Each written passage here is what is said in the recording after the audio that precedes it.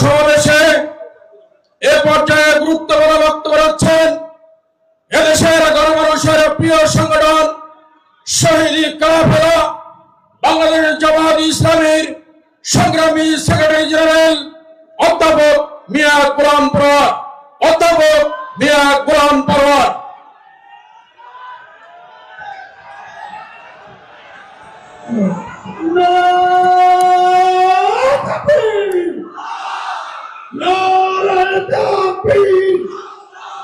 আসসালামু আলাইকুম ওয়া রাহমাতুল্লাহি ওয়া বারাকাতুহু।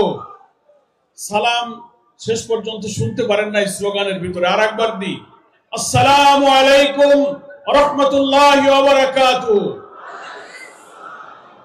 আলহামদুলিল্লাহি রাব্বিল আলামিন, সালাতু ওয়াসসালামু আলা সাইয়্যিদিল মুরসালিন ওয়া আলা আলিহি ওয়া সাহাবিহি আজমাইন।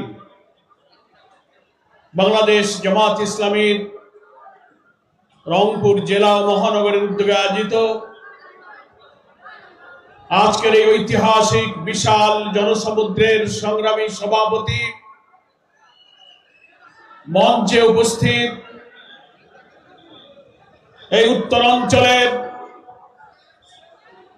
গর্ব, উত্তরাঞ্চলের মর্যাদা, ফ্যাসিবাদ বিরোধী ঐতিহাসিক জুলাই অভ্যুত্থানের অকুতভয় বীর সৈনিক আবু সাইদের গর্বিত পিতা, তার পরিবারের সম্মানিত সদস্যবৃন্দ, জামাত ইসলামীর সম্মানিত আমির জামাত যিনি কিছুক্ষণের মধ্যে মঞ্চে এসে উপস্থিত হবেন, মঞ্চ উপবিষ্ট জামাত ইসলামীর কেন্দ্রীয় এবং স্থানীয় নেতৃবৃন্দ, আমার প্রিয় উত্তরাঞ্চলের প্রিয় সংগ্রামী জনতা, সাংবাদিক বন্ধুগণ এবং হিন্দু ধর্মাবলম্বী আমার সম্মানিত ভাইরা, আমি মহান আল্লাহ তাআলার কাছে শুকরিয়া আদায় করছি এই কারণে যে আজকের এই দিন উত্তরাঞ্চলের রংপুরবাসীর জন্য আনন্দের দিন, শুকরিয়ার দিন, কৃতজ্ঞতা জানানোর দিন যে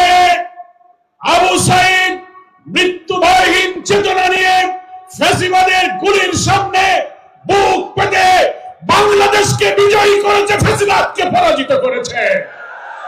সেই আবু সাইদের অহংকার ধারণ করে যে রংপুরবাসী, সেই মৃত্যুভয়হীন চেতনার আবু সাইদের আত্মত্যাগ, তার সেই দৃশ্য প্রযুক্তির সুবাদে তারা দুনিয়ায় ছড়িয়ে পড়েছিল। 16 জুলাইয়ের পর থেকে জুলাই গণ অভ্যুত্থানের আন্দোলনে এক নতুন শিহরণ জাগরণ তৈরি করেছিল। আজানের জন্য একটু বিরতি।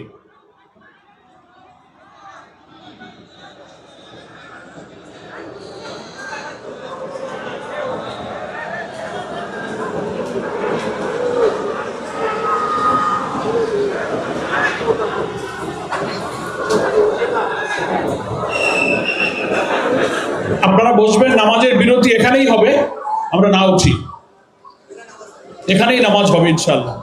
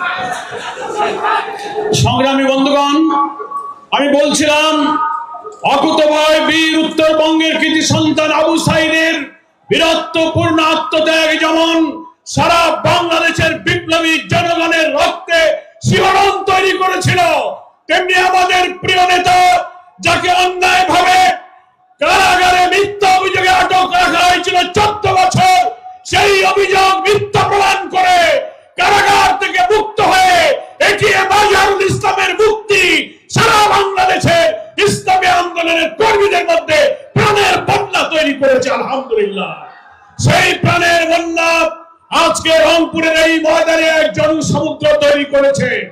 সংগ্রামী ভাইরা আমার, বাংলাদেশ জামাত ইসলামীর সম্মানিত আমির ডাক্তার শফিকুর রহমান বাংলাদেশে নতুন বাংলাদেশ নির্মাণের স্বপ্ন সারথী হিসেবে জাতীয় ঐক্যের ডাক দিয়ে এই জুলাই অভ্যুত্থানের চেতনা ধারণ করে আগামী জাতীয় নির্বাচনে ওই 2000 ছাত্র জনতার জীবন 16-17 বছর যারা সংগ্রাম করেছেন, 20,000 মানুষ যে আহত হয়েছে, তাদের স্বপ্ন পূরণের জন্য আমাদেরকে আহ্বান জানিয়েছেন। ছাত্র আন্দোলনের সময় যে স্লোগান দিয়েছিল উই ওয়ান্ট জাস্টিস, আমরা সুবিচার চাই, সেই সুবিচার, সেই ন্যায় বিচার একমাত্র আসমানের মালিক, আসমান থেকে নাজিল হওয়া কিতাব কোরআনের মধ্যে যে সুবিচারের বিধান রেখেছেন, সেই বিধানেই আছে একমাত্র সুবিচারের বিধান, সেটাই হচ্ছে একমাত্র জাস্টিস। তাই আমরা মনে করি 24-এর গণ অভ্যুত্থানের পর রাজনৈতিক যে পরিবর্তন সূচিত হয়েছে, দেশপ্রেমিক ইসলামী শক্তির মধ্যে যে ঐক্যের সম্ভাবনা আমরা দেখতে পাচ্ছি, সেটাকে কাজে লাগিয়ে সেই সুবিচারের বাংলাদেশ আমাদের করতে হবে। কোন মানুষের তৈরি করা আইনের সুবিচার কায়েম হতে পারে না। আল্লাহ তাআলা কোরআন শরীফে বলেছেন সুবিচার হচ্ছে একমাত্র আল্লাহর বিধানের মধ্যে। সূরা হাদীদে আল্লাহ বলেছেন লাকাদ আরসালনা রুসুলানা বিল বাইয়িনাতি ওয়া আনজালনা মাআহুমুল কিতাবা ওয়াল মিজান লিয়াকুমান নাসু বিল কিসত ওয়া আনজালনাল হাদীদ ফীহি বাসুন শাদীদ ওয়া মানাফিউ লিন-নাস। ভাইরা আমার, কোরআন মজিদের এখানে আল্লাহ বলছেন আল্লাহ তাআলা আমাদের জন্য রাসূলগণকে পাঠিয়েছেন, বাইয়িনা দিয়েছেন, কিতাব দিয়েছেন, মিজান দিয়েছেন। কারণ হলো সমস্ত মানবতা লিয়াকুমান নাসু বিল কিসত, সমস্ত মানব সভ্যতা হোল ম্যানকাইন্ডকে একটা সুবিচারের উপরে, ইনসাফের উপরে কায়েম করার জন্য, রাষ্ট্র শক্তিতে ইসলামের মধ্য দিয়েই মানবতার কল্যাণ সাধনের জন্য। তাই মানব রচিত কোন বিধানে আমাদের ছাত্রদের যে দাবি উই ওয়ান্ট জাস্টিস, এই সুবিচার আমরা পেতে পারি না। মানুষ পক্ষপাতিত্ব করতে পারে, মানুষ জুলুম করতে পারে, ন্যায় বিচার মানুষ করতে পারে না। ন্যায় বিচারের বিধান হলো একমাত্র আল্লাহর বিধান। তাই আমিরের জামাতের আহ্বান হলো আগামী সেই সুবিচার ইনসাফপূর্ণ বরকতের বাংলাদেশের জন্য আমাদেরকে এই ইসলামী এবং দেশপ্রেমিক শক্তির ঐক্যবদ্ধ সংগ্রামে জাতীয় নির্বাচন নিরপেক্ষ করে আমাদেরকে বিজয় সূচিত করতে হবে। অন্তর্বর্তীকালীন সরকারের কাছে আমরা দাবি করেছি নির্বাচনের যতটুকু সময় বাকি আছে, আপনি নির্বাচনকে নিরপেক্ষ করার জন্য মৌলিক সংস্কার, অপরাধীদের বিচার, পিআর পদ্ধতি, স্থানীয় সরকার আগে নির্বাচন দেওয়া, লেভেল প্লেইং ফিল্ডের যত দাবি পূরণ না করে নির্বাচন দিলে এই জাতি সেই নির্বাচন নিরপেক্ষ হবে বলে বিশ্বাস করতে পারছে না। এত রক্ত, এত কষ্ট আমরা বৃথা যেতে দিতে পারি না। সেই নিরপেক্ষ নির্বাচনের মধ্যে এমন একটি বাংলাদেশ আমরা চাই যেখানে অভাবী, দুঃখী, অন্নহীন, বস্ত্রহীন, নিরন্ন মানুষের কোনো দুঃখ থাকবে না। আল্লাহ কোরআনে সূরা আরাফের মধ্যে বলেছেন ওয়ালাউ আন্না আহলাল কুরা আমানু ওয়াত্তাকু লাফাতাহনা আলাইহিম বারাকাতিম মিনাস সামাই ওয়াল আরদ। কোন জনপদের মানুষ, কোন দেশের মানুষ যদি আল্লাহর উপর ঈমান আনার পর আল্লাহকে ভয় করার নীতিতে রাষ্ট্র চালাতে পারে, আসমান এবং জমিনের সমস্ত বরকতের দরজা আল্লাহ আমাদের জন্য খুলে দেবেন।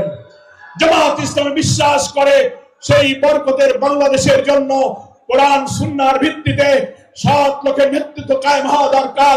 তাহলেই হিন্দু, মুসলিম, বৌদ্ধ, খ্রিস্টান, নারী, পুরুষ সকলের কন্যার আদর্শ হচ্ছে সেই একমাত্র কোরআন সুন্নাহর বিধান। তারা সবাই নিরাপদ থাকবে। তাই আসুন এই উত্তরাঞ্চলের 33টি জাতীয় নির্বাচনী আসনে সেই বরকতের বাংলাদেশের জন্য দাঁড়িপাল্লার জোয়ার তুলতে হবে আমাদের। ফ্যাসিবাদী সরকার আমাদের নিবন্ধন বাতিল করেছিল, জামাত শিবির নিষিদ্ধ করেছে, আমাদের নেতাদের ফাঁসি দিয়েছে এবং আমাদের দাঁড়িপাল্লাটাও তারা বাতিল করে দিয়েছিল। মহান আল্লাহ আমাদের সব কিছু ফিরিয়ে দিয়েছেন। আমরা আজহার ভাইকে পেয়েছি, নিবন্ধন পেয়েছি, প্রতীক পেয়েছি, আর যে শহীদদের আমরা হারিয়েছি আমাদের দুঃখ নেই, আল্লাহর কাছে আমরা তাদের হাদিয়া হিসেবে পেশ করেছি। এর বিনিময়ে আমরা বরকতের বাংলাদেশ নির্মাণে উত্তরাঞ্চল থেকে ইসলামের বিজয়ের সূচনা করবে ইনশাআল্লাহ। আজকের এই জনসমুদ্র সেই বিজয় অভিযানের একটি মাইল ফলক হয়ে থাকবে, এই আশাবাদ ব্যক্ত করে সকলকে ধন্যবাদ জানিয়ে আমি আমার বক্তব্য শেষ করছি। বাংলাদেশ জিন্দাবাদ, জামাত ইসলামী জিন্দাবাদ।